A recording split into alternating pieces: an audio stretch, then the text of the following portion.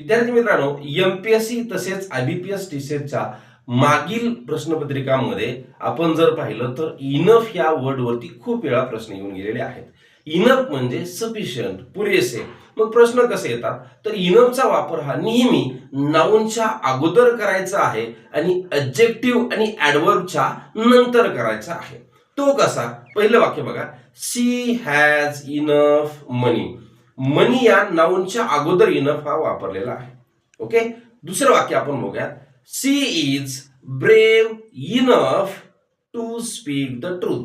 इथं ब्रेव ह्या ॲडजेक्टिव्हच्या नंतर इनफ वापरलेला आहे.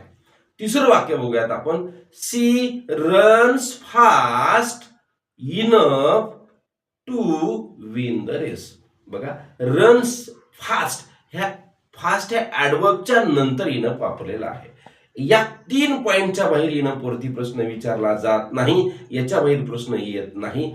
अशाच नवनवीन कन्सेप्टसाठी विद्यार्थी मित्रांनो, इंग्लिश बाय घवटे सर हे आपलं यूट्यूब चॅनल लगेच सबस्क्राईब करून ठेवा आणि अशाच नवनवीन लेक्चरसाठी, बॅचेससाठी आपलं इंग्लिश बाय घवटे सर हे ॲप्लिकेशन सुद्धा तुम्ही प्ले स्टोअरवरून डाउनलोड करू शकता.